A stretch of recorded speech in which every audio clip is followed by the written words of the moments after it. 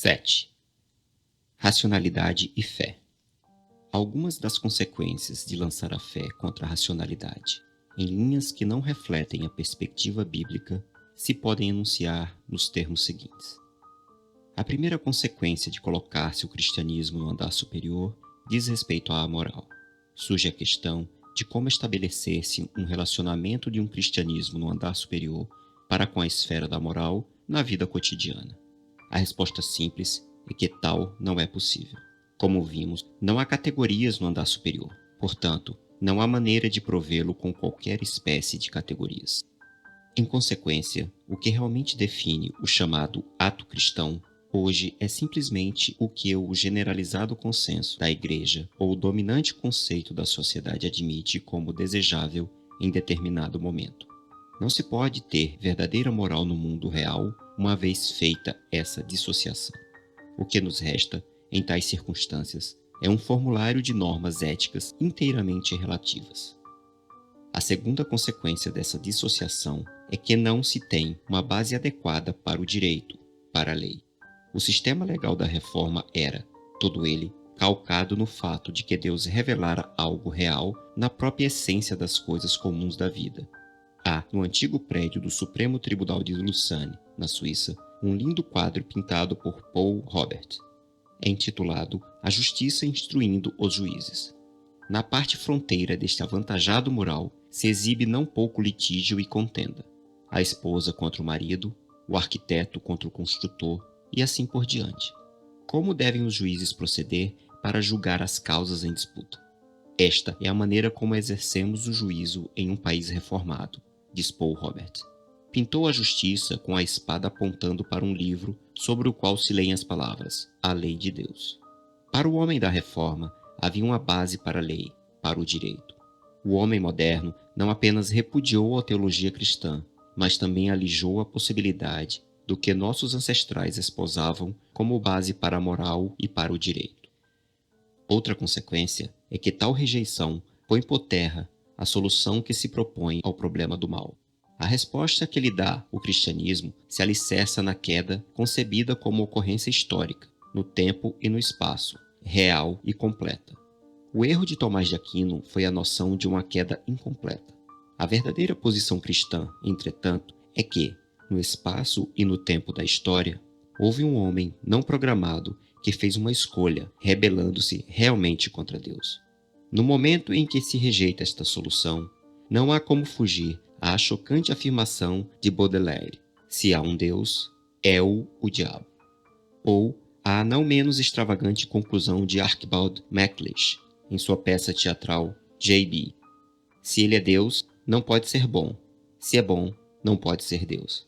A parte da resposta do cristianismo de que Deus fez um ser humano revestido de significado é uma história com significado, o mal resultando da revolta, primeiro de Satanás, depois do homem, no âmbito histórico do tempo e do espaço, nenhuma outra solução subsiste senão aceitar, com lágrimas, a aberrante conclusão de Baudelaire. Se a histórica solução cristã é rejeitada, o máximo que se pode fazer é saltar para o andar superior e proclamar, contra toda a razão, que Deus é bom. Observe-se que se aceitamos a dualidade, julgando que desta forma evitamos entrar em conflito com a cultura moderna e com o consenso do pensamento, estamos embalados em pura ilusão, pois quando avançamos uns poucos passos, verificamos que nos achamos no mesmo ponto em que eles estão. A quarta consequência de relegar o cristianismo ao andar superior é que assim sacrificamos nossa possibilidade de evangelizar a verdadeira gente do século XX no âmbito de seu próprio pensamento. O homem moderno anseia por outra resposta que a de sua própria perdição. Não aceitou a linha de desespero e a necessária dicotomia porque o desejasse. Aceitou-as porque, com base no desenvolvimento natural de seus pressupostos racionalistas, não podia deixar de fazê-lo. Pode falar com empáfia por vezes, todavia, após tudo, nada mais é do que desespero. Tem, pois, o cristianismo a oportunidade de falar claramente quanto ao fato de que a resposta que oferece encerra exatamente aquilo de que se desesperou o homem moderno, a unidade de pensamento. É uma resposta una que abarca a vida como um todo. É verdade que o homem terá de renunciar a seu arraigado racionalismo. Entretanto, Com base no que se pode discutir, tem ele plena possibilidade de recobrar a racionalidade.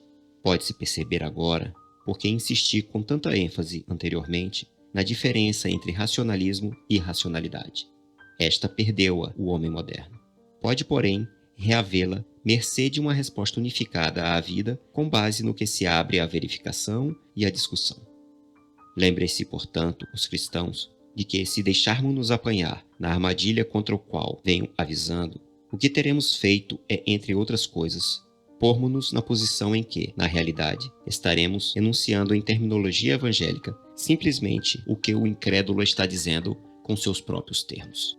A fim de nos defrontarmos com o homem moderno em perspectiva correta e em bases justas, forçoso nos é remover a dicotomia. Necessário se faz ouvir a Escritura a falar a real verdade, tanto a respeito do próprio Deus, como da área em que a Bíblia tange a história e o cosmos. É isto que nossos predecessores na Reforma apreenderam de maneira tão cabal.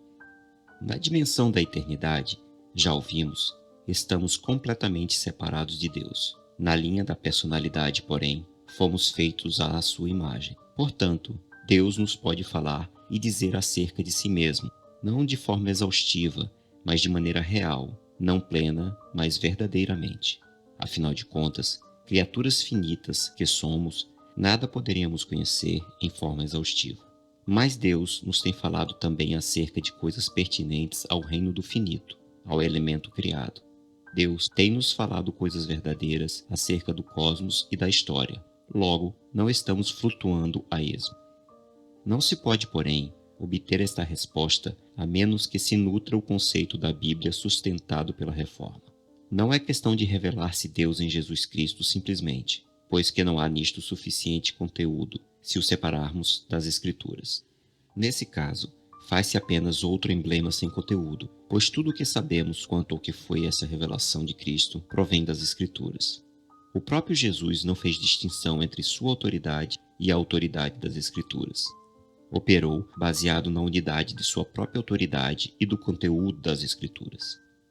Envolvido em tudo isto há o elemento pessoal. Cristo é Senhor de tudo, de todo o aspecto da vida. É inútil proclamar que Ele é o Alfa e o Ômega, o começo e o fim, o Senhor de todas as coisas, se Ele não é o Senhor de toda a minha vida intelectual unificada.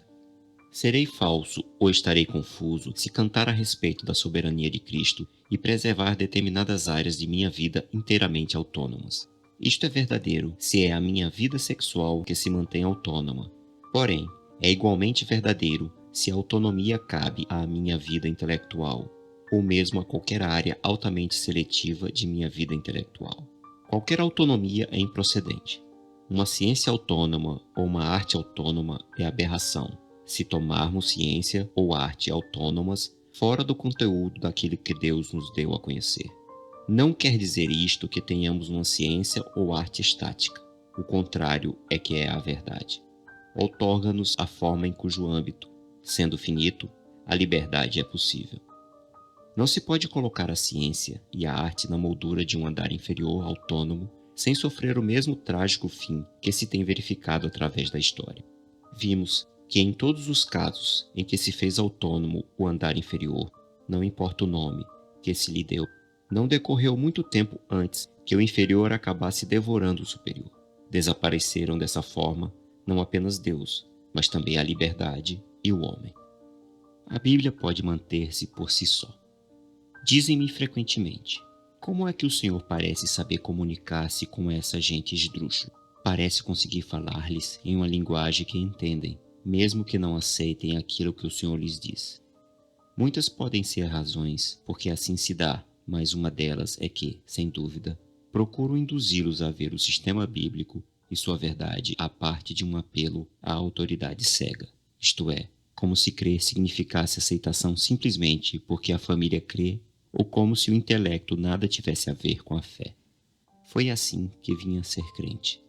Por muitos anos frequentei uma igreja liberal. Concluí que a única resposta compatível com aquilo que costumava ouvir era o agnosticismo ou o ateísmo. Com base na teologia liberal, acho que jamais fizeram uma decisão mais lógica em minha vida. Tornei-me agnóstico e, Depois, comecei a ler a Bíblia pela primeira vez com o propósito de contrapô-la a certa parcela de filosofia grega que eu estava examinando. Procedi assim como um ato de honestidade, uma vez que havia abandonado de todo o que pensava ser o cristianismo. Contudo, jamais tinha lido a Bíblia inteira. Não decorreram 6 meses, e eis-me convertido, crente de fato, porque me convencera de que a plena resposta que a Bíblia apresentava era de si a única à altura dos problemas com que eu me debatia então, e o era de modo assaz emocionante. Sempre tendi a pensar visualmente, assim, via os meus problemas como balões a flutuar no espaço. Não conhecia nessa época tantos problemas básicos do pensamento humano como conheço agora. O que, porém, me fascinava, e me fascina ainda, era que, em examinando a Bíblia, descobria que ela não derrubava os problemas, como faria um canhão antiaéreo, abatendo os balões individualmente, mas algo ainda mais fascinante. Respondia aos problemas em modos que eu, embora limitado como era, podia sentir-me como se tivesse à mão um cabo em que os problemas todos se correlacionavam como em um sistema, no contexto geral do que a Bíblia diz ser a verdade. Vez após vez, repetidamente, vejo a minha experiência reiterada. É possível tomar-se o sistema que a Bíblia ensina, colocá-lo no mercado das ideias humanas e deixá-lo aí ficar para falar por si mesmo. Note-se que o sistema da Bíblia é fascinantemente diferente de todo e qualquer outro, porque é o único na religião e na filosofia que nos diz por que pode alguém fazer o que todo mundo deve fazer, isto é, começar consigo mesmo.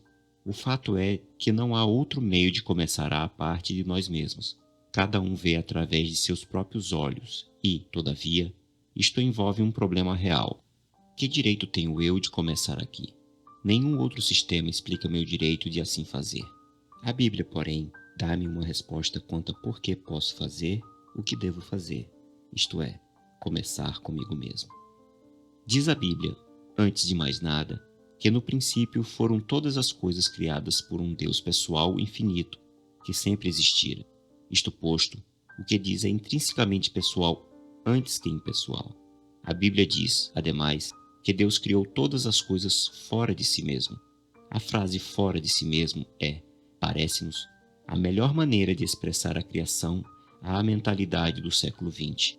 Não que se deva tomar a expressão em sentido espacial, pois que o que se tem em mira é negar que a criação é qualquer modalidade de extensão panteísta da essência de Deus. Deus existe, um Deus pessoal que sempre existiu e criou todas as coisas fora de si mesmo. Assim porque o universo se iniciou por um começo verdadeiramente pessoal. Amor e comunicação, a grande preocupação do homem do século XX, não são contrários ao que intrinsecamente existe.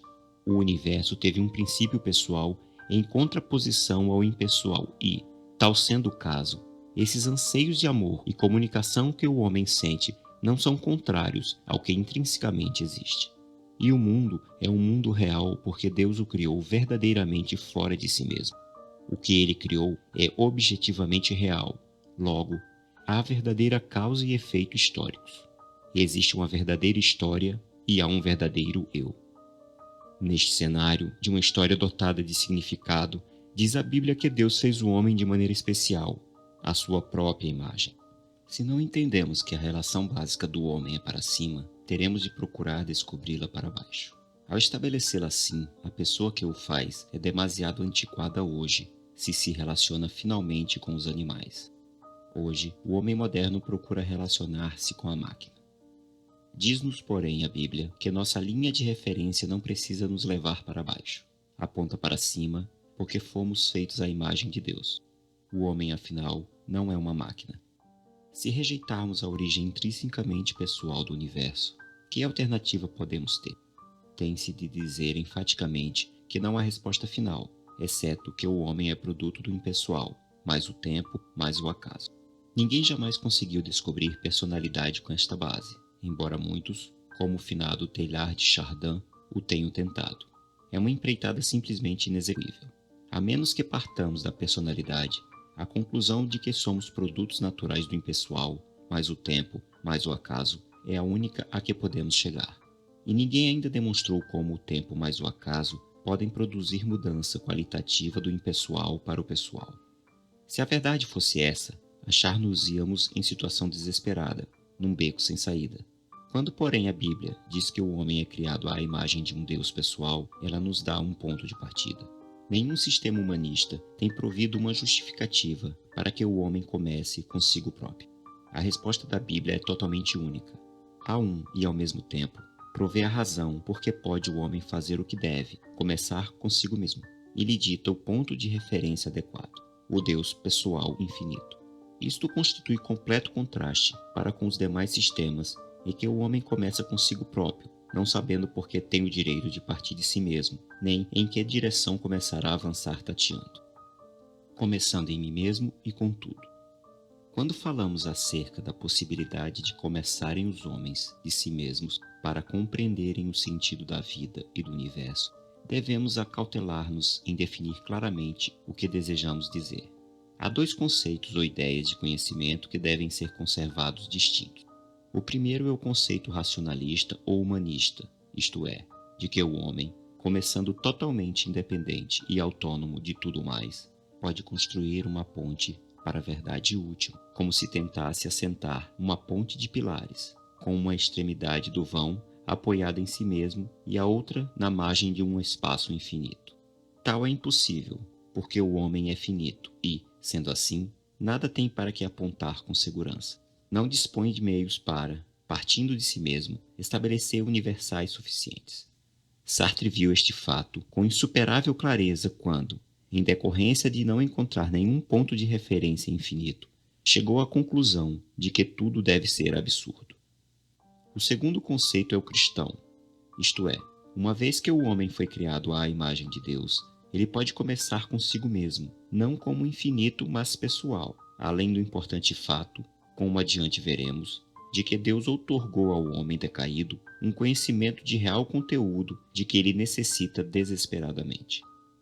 O fato de que o homem é um ser decaído não quer dizer que não mais seja portador da imagem de Deus. Por decair em rebeldia e pecado, não deixou de ser homem. Pode amar, embora decaído. Seria erro afirmar que somente o cristão é capaz de amar.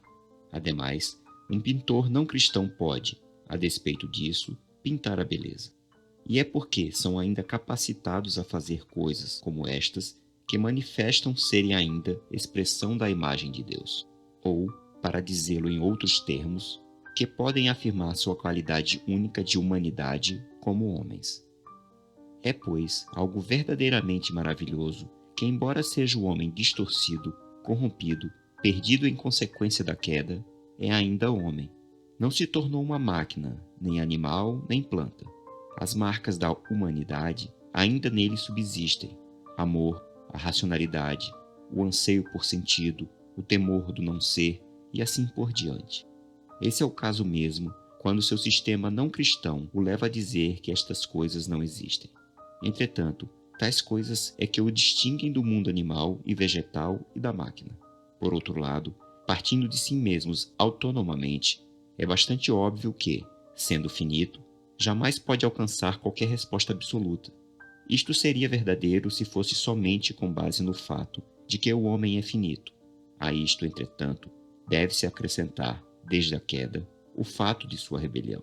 Rebela-se contra o testemunho do que existe e o perverte, o universo externo e sua forma e a humanidade do homem. A fonte do conhecimento de que necessitamos. Nestas circunstâncias, a Bíblia apresenta o seu próprio conceito sobre o que ela mesma é.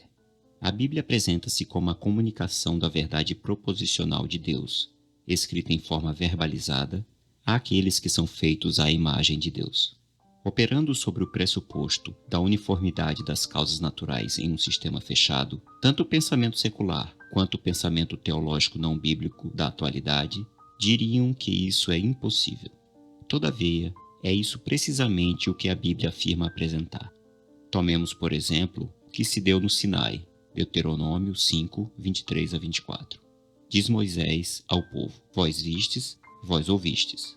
O que ouviram, juntamente com outras coisas, foi uma comunicação proposicional verbalizada de Deus ao homem, em determinada situação histórica no tempo e no espaço. não foi alguma espécie de experiência existencial sem conteúdo, nem um salto anti-intelectual. Exatamente o mesmo tipo de comunicação encontramo-lo no Novo Testamento, por exemplo, quando Cristo falou a Paulo em hebraico no caminho de Damasco. Temos, portanto, de um lado, a espécie de comunicação proposicional que Deus outorga nas Escrituras. Vemos, do outro lado, a quem se dirige esta comunicação proposicional. A Bíblia ensina que, embora o homem se ache irremediavelmente perdido, nem assim ele é nada. O homem está perdido porque está separado de Deus, seu verdadeiro ponto de referência, em razão de real culpa moral. Mas, a despeito deste fato, jamais será como nada. Nisso reside o horror de sua condição de perdido. Que o homem esteja perdido, em toda sua unicidade e maravilha, é trágico. Não devemos minimizar as realizações do homem. Na ciência, por exemplo, as realizações humanas demonstram que o homem longe está de ser lixo, embora o fim a que ele as leva evidencie quão profundamente perdido o homem está. Nossos antepassados, crendo como criam que o homem está perdido, não tinham problema a respeito do significado do homem. Ele pode influenciar a história, inclusive sua própria eternidade e a dos outros. Esta concepção vê o homem, como algo realmente maravilhoso. Em contraste com isso, há o racionalista, que se colocou deliberadamente no centro do universo e insiste em começar autonomamente apenas com o conhecimento que é capaz de obter, terminando por se ver destituído de significado e realce, nulo, sem valor real. Chega à mesma conclusão atingida pelo budismo Zen, que, de maneira tão adequada, expressa a noção do homem moderno. O homem entra na água, mas não causa ondulação alguma. Diz, porém, a Bíblia que ele produz ondulações que jamais findam. Pecador que é, não pode o homem ser seletivo em sua significação, de sorte que deixa após si boas e más pegadas na história, mas, por certo, ele não é um zero. O cristianismo é um sistema constituído de um elenco de ideias que se podem discutir. Não significamos com o termo sistema uma abstração escolástica, não nos esquivamos, porém, de fazer uso da palavra. A Bíblia não exibe pensamentos irrelacionados. O sistema que encerra tem um princípio e se desenvolve desse ponto de partida em moldes que se não contradizem. O ponto de partida é a existência do Deus pessoal infinito como Criador de tudo mais que existe. Não é o cristianismo apenas uma série vaga de experiências incomunicáveis, baseadas em um salto no escuro, totalmente inverificável. Nem deveriam a conversão, o início da vida cristã, e a espiritualidade, seu crescimento, constituir-se um salto desta ordem. Relacionam-se ambas firmemente com o Deus que existe e com o conhecimento que ele nos tem facultado, e ambas envolvem o homem como um todo. A mentalidade do salto no escuro. O homem moderno chegou à posição que o caracteriza na atualidade porque aceitou uma nova atitude para com a verdade. Em parte alguma, isto é mais claro e, todavia, mais tragicamente visível que na teologia moderna. Para visualizar esta nova atitude para com a verdade em perspectiva, consideremos dois outros conceitos da verdade. Primeiro, o dos gregos, segundo, o dos judeus.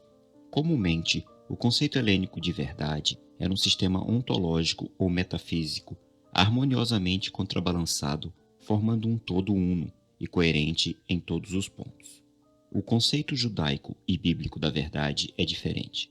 Não que o conceito racional a que se ativeram os gregos fosse destituído de importância para os judeus, pois que tanto o Antigo quanto o Novo Testamento operam com base no que se pode discutir em moldes racionais. Mas para a mente judaica, algo mais firme era necessário.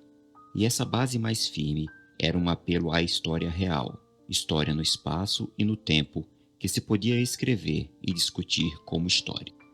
A noção moderna da verdade insere uma cunha entre os conceitos grego e judeu, mas o faz no lugar errado. Os adeptos da concepção moderna pintariam os gregos como adstritos à verdade racional e os judeus como existencialistas. Dessa forma, procurariam sustentar que a Bíblia está do lado deles. É um proceder engenhoso, mas completamente errado. O conceito judaico distingue-se da noção helênica exatamente em que se fundamentava aquele na história espaço-temporal, não simplesmente num sistema equilibrado e harmonioso. Entretanto, o conceito bíblico judaico de verdade é muito mais aproximado do helênico do que do moderno, no sentido que não nega aquilo que é parcela da humanidade do homem, o anseio pela racionalidade, aquilo que se pode pensar racionalmente e que se pode discutir em termos de antítese. O imutável no mundo mutável.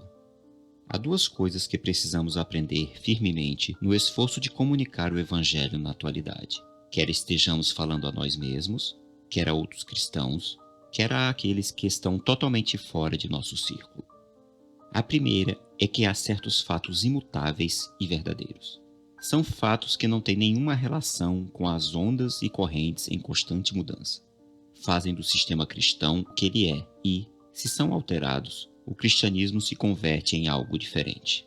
Este fato requer ênfase porque há cristãos evangélicos em nossos dias que, com toda sinceridade, estão preocupados com sua falta de comunicação, mas no afã de preencher o vácuo tendem a mudar o que deve permanecer inalterado. Se assim procedermos, não mais estaremos comunicando o cristianismo, e o que afinal nos restará não diferirá muito do consenso que nos cerca. Contudo, se nos detivermos neste ponto, não poderemos apresentar um quadro harmonioso, equilibrado. Temos de compreender que estamos enfrentando uma situação histórica que sofre rápidas transformações e, se vamos nos lançar à obra de falar acerca do Evangelho, precisamos conhecer qual a presente flutuação das formas de pensamento. A menos que assim façamos, os imutáveis princípios do cristianismo cairão em ouvidos surdos. E se visamos a alcançar os intelectuais e os operários, dois grupos que se acham além do âmbito de nossas igrejas de classe média, então impõe-se-nos um minucioso esquadrinhamento do coração quanto a como podemos falar sobre o que é eterno em uma situação histórica em constante mudança. É muito mais confortável, naturalmente, continuar rotineiramente proclamando o Evangelho apenas em frases familiares àqueles que constituem a classe média. Isto, entretanto, seria tão injustificável quanto teria sido, por exemplo, se Hudson Taylor enviasse missionários à China e lhes determinasse que aprendessem apenas um dos 3 dialetos diferentes falados por aquele povo. Tal fosse o caso, apenas um dentre os 3 grupos teria condições de ouvir o Evangelho. Não podemos imaginar que Hudson Taylor fosse de coração tão empedernido. É claro que ele sabia que os homens não creem sem a obra do Espírito Santo nos seus corações, e sua vida foi toda de oração para que isto acontecesse. Mas, ao mesmo tempo, ele sabia que os homens não podem crer sem ouvir o Evangelho. Cada geração da Igreja, em suas circunstâncias particulares, em seu cenário próprio, tem a responsabilidade de comunicar o Evangelho em termos que se possam entender, consideradas a linguagem e as formas de pensamento, o ambiente ou período específico em que a comunicação se processa. De um modo paralelo, estamos sendo abusivamente injustos, até mesmo egoístas, em relação à nossa própria geração, como se os missionários tivessem deliberadamente falado em um só dialeto. A razão por que não raro não podemos falar a nossos filhos, muito menos aos dos outros, é que jamais nos demos ao trabalho de ponderar quão diferentes das nossas são suas formas de pensamento. Mercê da leitura e da orientação educacional, bem como do maciço bombardeio cultural que os meios de comunicação às massas estão hoje promovendo, até mesmo os filhos da classe média estão se tornando expressão integral da perspectiva do século XX. Em áreas cruciais, muitos pais, ministros e educadores cristãos estão na atualidade tão fora de sintonia com os numerosos contingentes de filhos da própria igreja e com a vasta maioria dos que não lhe pertencem, como se estivessem falando uma língua estrangeira. Concluímos, pois, afirmando que o que se diz neste livreto não é uma simples matéria de debate intelectual. Não é algo que se deva ser de interesse puramente acadêmico. É assunto decisivamente crucial àqueles dentre nós que nutrem o sério propósito de comunicar o Evangelho cristão neste século XX.